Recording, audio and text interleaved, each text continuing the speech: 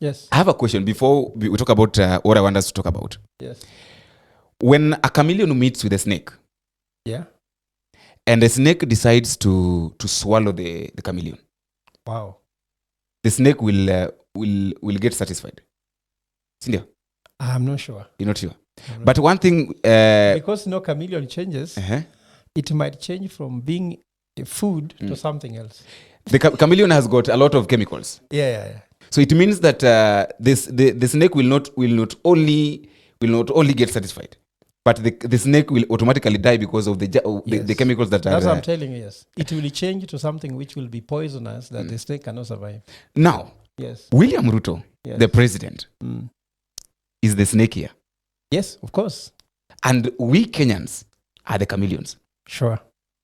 Yesterday, William Ruto was trying to tell us that the Gen Zs demanded him to go on space, on X space, in which he went. Yes. There were no Gen Zs. Yeah. He went ahead and said that enough is enough and will not tolerate anything to do with demonstrations that the Gen Zs are planning to carry on with on Tuesday, that is tomorrow. Yeah. What is your take?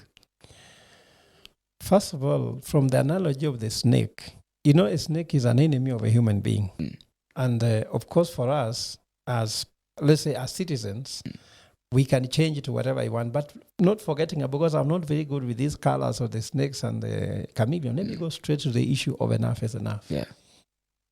I want to tell Mr. President that he has been president for nearly 2 years.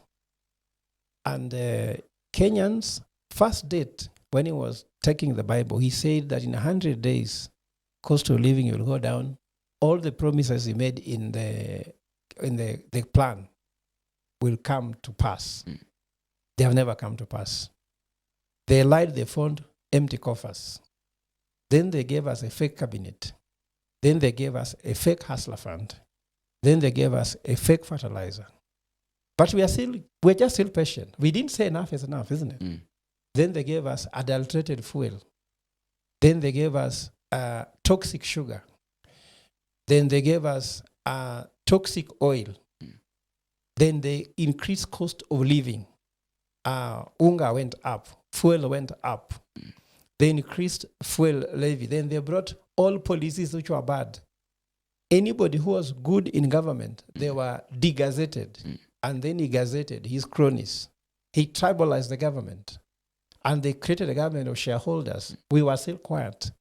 They passed the finance bill 2023 and became an act that almost declared us into poverty. So we got mad and we said enough is enough. So now when he brought the finance bill 2024, we had gone more than enough. So if for the president, enough is enough for him yesterday, for us we are past, it is beyond enough. So we were more than enough. Yeah, for us more than enough. Now we have even said now you must go. We do not even want to hear anything else.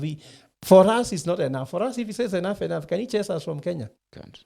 Can Ruto say Kenyans must go? But for us we can say Ruto must go. So for us it is beyond enough. In fact, those threats are beyond enough. The 50 people who have died are beyond enough. Shot by he's the commander-in-chief. Was still, the policemen were still working. Yes, so you talk about accountability, talk about responsibility in command. These people died. Abductions, unlawful jailing. I was arrested on 1st of June. Then I was to be charged. I was not charged. How can a policeman arrest you and retain you for 2 days, then don't charge you? Which means he made no mistake. I was among them. We saw Guido being harassed. Yeah. So for us, we are beyond enough. So we don't want to hear those threats. For us, we are dead. So in short, the president have realized that is when he is realizing that enough is enough. But for the citizens, the enough is a story that. Yes. No. Can you go to a mortuary and threaten dead bodies that you'll shoot them? How? So the Kenyans are dead. The economy is dead. the education system is in trouble. Healthcare is in shambles. Unemployment is the order of the day. Everybody is scratching surface. For him, he can afford to stand on top of a car with the sound system and threaten us. For us, you have no car to stand on. So for us, it's beyond enough. And those threats are completely useless. And I said it. Let me finish this by saying, Kenyans will never have a right until the right person is in State House. The right person. And William Ruto is not the right person. That's why we said Ruto must go. Now, I want us to discuss this issue of the dialogue. The dialogue itself have really brought a lot of problems here and there. People scratching each other's backs. The Gen Zs are against the politicians. And right now, we know that we don't have. Let us be open. We don't have opposition. The Gen Zs are the opposition. Yes, that is something that is very clear. Very clear. Now, Raila Amolo Odinga was trying to talk about the dialogue between to have a talk between the Azimio la Umoja and the government, that is Kenya Kwanza and the Azimio, which failed. Yes. Reasons best known by them. Yeah. Yesterday, John Mbadi is trying to tell us that they want to join they also say it's like they want to join the government. Yeah. The other day, on Saturday, James Orengo is saying that there is no way they can join government with William Ruto. Yes. The same yesterday. I just want to bring all these things so that when we discuss them at once. Yesterday, the people of Mombasa, together with the governor, they are saying that the cabinet that William Ruto is planning to have to replace the ones that he fired, 2 of them must come from the coastal region. Yes. And they are saying that, in fact, they are frontlining Ali Hassan Joho, saying that Ali Hassan Joho is innocent, cannot be blamed anywhere, is not corrupt. Is not corrupt. Yes. So, when you look at this thing from this scenario, like in Luo Nyanza, 2 of the governors are against the dialogue. Yes. That is James Orengo and Anyang' Nyong'o. Yes. Other governors, somebody like John Mbadi, is of the dialogue. Yes. But for me, I think there is a game that these guys are playing for us, because it's not normal. Yeah. What is the game? Let me tell you first of all that in Ecclesiastes chapter 3, verse 16, there's nothing new under the sun. What is happening in 2024 did happen in the year in 205. What happened in 205? What happened in 205 is that Raila rejected the proposed constitution by Kibaki, and Kibaki threw him out of government and appointed some people in his party to join his government. Some of them were people like Orwa Jode, Kanadal Masotieno. Later, it also happened when Kaiseri, who was one of Raila's strongest person, also joined Uhuru government when Raila was at loggerhead with Uhuru. So these things have happened. And the script is always the same. It started by saying Raila is almost having a deal with the 2. Then they break over. Then all of a sudden what happens is that the people declare that, no, we can join the party individually without Raila's permission. So if you want to join, you just join. Yeah, you just don't include Raila, don't include anybody. Yes. Yeah. And let me tell you now, in a democratic society, there are rules and regulations. If it is true that ODM did not want Nkaiseri to join the party, they could have disciplined him. But Nkaiseri disclosed that he went to Raila Odinga and sought for permission as an individual. And Raila agreed as an individual, let him join government. Because that's when Ole Lenkun was playing with the Ministry of Interior. Where someone was saying that he only knew how to run hotels. In fact, someone says he only knows how to cook. He does not know how to run the... I think, remember, it was very clear that this guy is only a chef. Yeah, actually, when the Westgate incidents took place, he was giving a press statement saying that any survivor in the debris should call him 4 days after the debris fall down. So wondering which phone is still on with battery. It is logically not possible. We could see all those mistakes. So the script going on, if I want to tell you, Raila had his heart to join Ruto's government because that's clear. That's why he sent goons against Kalonzo. But then pressure came in. Even newspaper was reporting that Uhuru Kenyatta factor was there. In fact, I was to ask you what is the Uhuru Kenyatta in the next. Let us just finish this, then we'll talk about that. So pressure was mounting. Then, of course, he decided to fly to Dubai, and then he issued statement from Dubai. And when I look at those statements, there's something that should concern me. Kalonzo remained here saying that they can join the government only after a national convention. Now, what's the difference between a national convention and dialogue? In any word or any form or any structure or any matter or content, dialogue is dialogue. It can be called convention. It can be called national tea breakfast. It can be called national supper or dinner. Whatever that is, they are coming to join government. When politicians say dialogue, they don't mean we are talking to discuss issues. They mean joining a government. So that is it. Whether it's a convention, it is joining government. Because what's happening, what we have to know is that Kenyans are not divided. Kenyans are together. Have you seen any Kikuyu or Kalenjin or Luo fighting? No. In Bomet, the Kalenjins were telling his fellow Kalenjin, Ruto must go. Did you see Luos there? No. Did you see Kikuyus there? Did you see Kambas there? So it's obvious that this is something that they want to do. Now, Raila, being a strategist, must have sent Orengo and Wakinda Nyong'o to go to Luo Nyanza and oppose that thing seriously. While Mbadi has been financed, whoever has financed, he knows, to go and preach the gospel that they can join government. Oparanya already is too willing to join.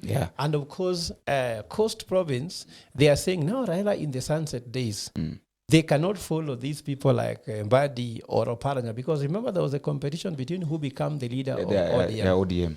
So Oparanya knows very well that if he takes leadership, if leadership of ODM goes to somebody from Luo Nyanza, then Kakamega is left out. Mombasa knows very well that if it remains to Luo Nyanza, leader of ODM is done. But some people also know ODM is technically dead.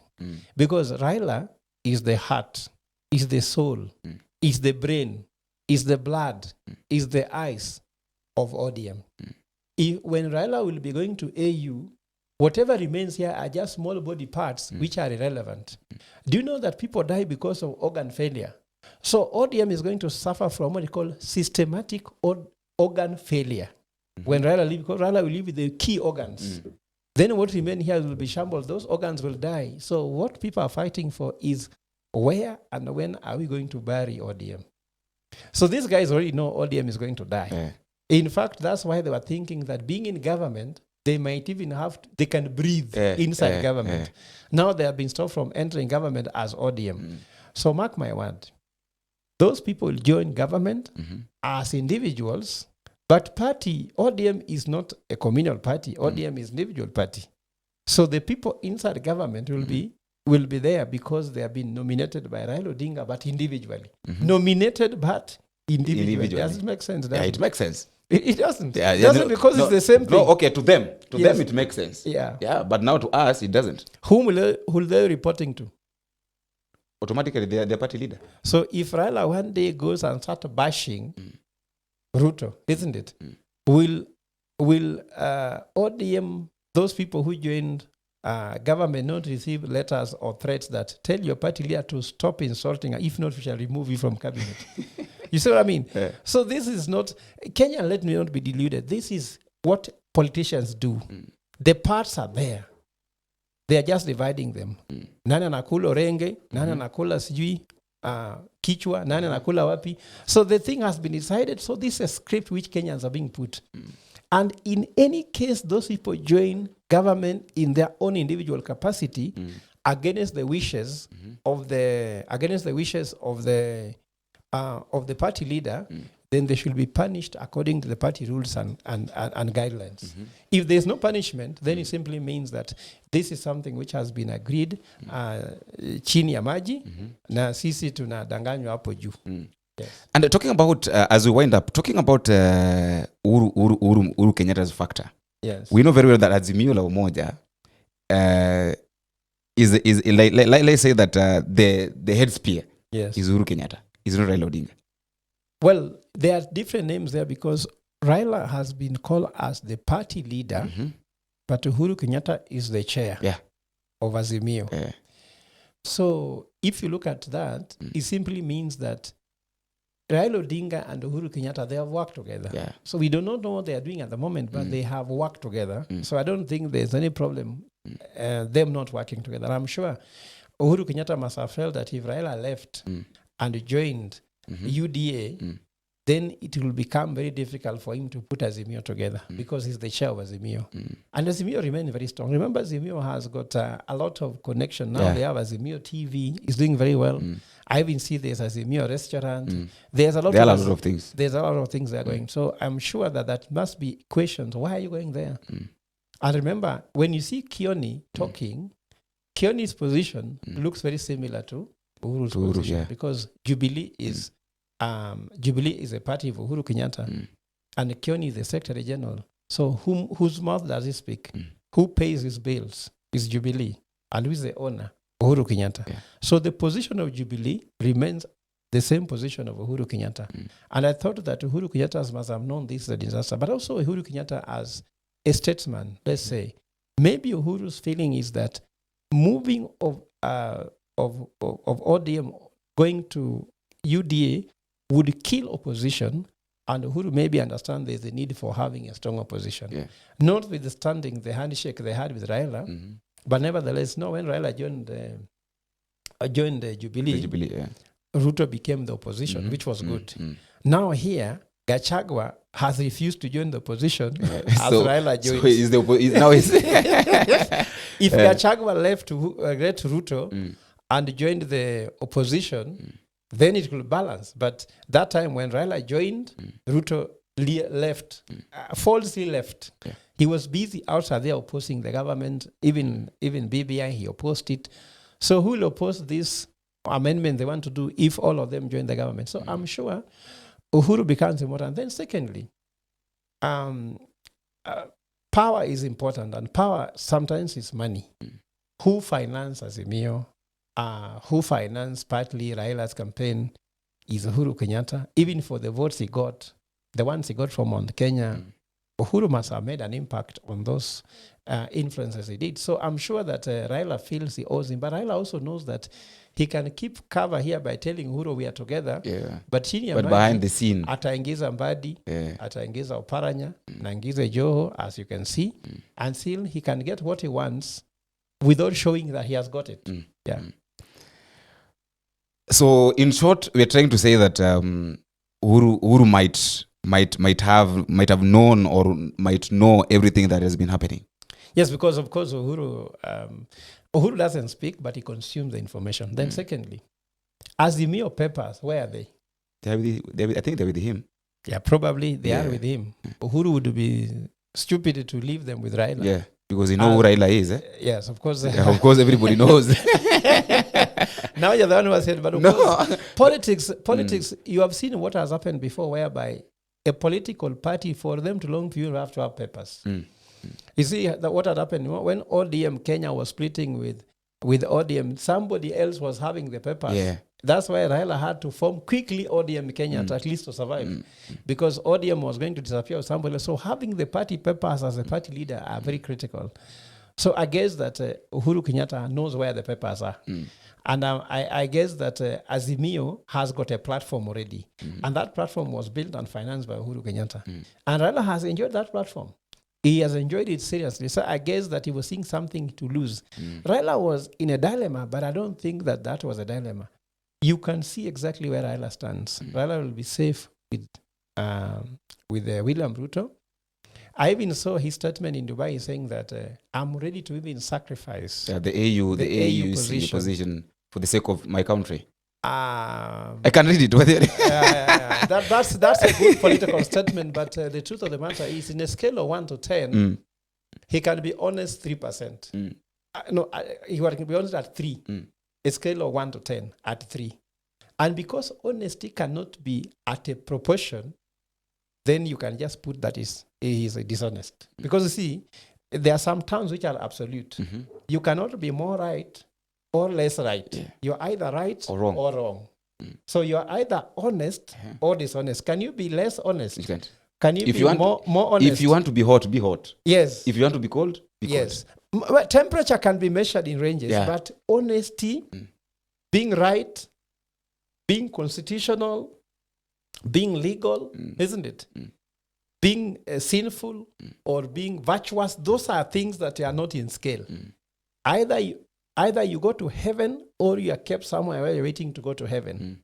You cannot say that you are not in heaven, you are not in hell, and you want to go to hell or heaven. No, you must find that at least if you are not going to hell, eventually you go to heaven.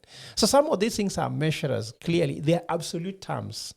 So honesty and dishonesty, they are just like, there's nothing in the middle. So according to me, I think Raila was simply trying to tell Ruto that let us look for these things to work. If you want me to go to AU, let's find a way on which we still achieve the same things where I'm going to AU and some of my guys are joining cabinet. And then mostly the most important thing was denying in Dubai that he was not bribed. I think that was the main statement. He was saying that he was not bribed. So even if he's leaving the AU seat, he's leaving it. But you see what's happening? I don't think Kenyan said he was bribed. I don't think anybody claimed that he was bribed. Yeah. And I don't know why no one went to the press and said, you have not been bribed. I have not been bribed. Why did we not have to explain that we have not been bribed? So when you hear someone saying that, for me, I'm not corrupt, start investigating that person immediately. Because why are you talking about corruption yet we've not talked about it? Yes. Yeah, when you say someone saying, me, I am clean, start investigating that person immediately. Because if you're clean, there is no need of showing us. Yeah. And the leaders who are clean are very many, and they're not speaking. And the ones who are clean, of course, are few, and they're the ones busy telling us how clean they are. For example, if you hear someone, you don't have to call a press conference to tell people that you're a clean person. Just like the proverbial one for our gentleman president, Mwai Kibaki, when he called and said he only had one wife, that brought more questions than not even saying it. I only have one wife. Have you had people introducing themselves in public that I'm married to one wife? When you hear people saying that, they need serious investigation. So I guess that's how we should take things. There's no need of explaining too much that I was not bribed or something. We're just supposed to go the principles of the Constitution of Kenya. Quote them more than quoting the issue of saying that I cannot do this because I'm a clean person. Just tell us that for me, I know the principle of democracy. Opposition should be opposition because they draw money from the taxpayers. And for me, government should be government. Principle. We cannot join a government to legitimize them after the killings they made against the young people. You must work on principle. I also want to take this chance to maybe send a message to Kenyans who are listening that let us follow people by their principles and their beliefs rather than their personality. Because I heard people saying now people are going community-wise. Sisi kama watu Mombasa, tunataka 2. I saw somebody from Mount Kenya saying tunataka 8. And I saw Pembi Kakamega saying wao pia wanataka 2. Wajaluo pia wanasema wasibaki nyuma. No, there is no community bank account. I was in Kenya when Kibaki was the president. I went to Othaya and saw people dying of hunger, and it comes from Othaya. There's no bank account for Othaya people. Kibaki was an MP for Othaya, but he never... So let's remove away from these things of saying that we're from this community to be back in Yuma. Who tells you? No, those people will still on their own. Their money, the position they are getting is for their own benefit. And some of them have been there for long. I saw even in Mombasa people listen to me. There was a minister currently for blue economy. What is happening there? Mombasa has had ministers for land, yet the land issues have never been addressed. Coast have had ministers for lands. So maybe pick people who have got the heart to help you than not. And I can remember some very interesting comparisons of different leaders who have been from different communities but have actually advanced development for another community where they don't come from. So I don't want to mention examples because people may think I'm biased, but I'm trying to say that let us just work on what Gen Zs have said: meritocracy, moral, ethical principles, and then practical solutions. Somebody who can have merit. Let a cabinet be appointed on merit. Tribe should not be the equation. Secondly, Constitution is also very clear about those ones, so we don't want to go there.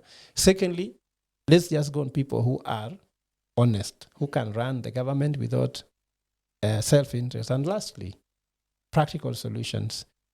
Michuki, for me, I say it, he remains my most favorite minister because he did something very practical.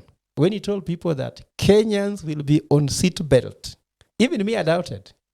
The gentleman did it. So for me, those are some practical ministers. Michuki, you can say, is a Kikuyu. I am not from Kikuyu land, but did he not deliver it? He delivered. Do you know until today, Michuki is not here, but you cannot sit on a matatu without a seatbelt unless you are mad, isn't it? And those are the leaders we echo. And Kibaki gave him the leeway to do it. Many people on matatus went to look for audience with the president. He was not available. Totally. Here, you do that. So many people call this president behind the door, and you realize that even your ministry are being transferred. So we want such like leaders who says, this is it, and they practically deliver it. Thank you. When two liars are in love, the only thing that can separate them is the truth. Until we meet again, I've been your host, Boniface. Bye-bye.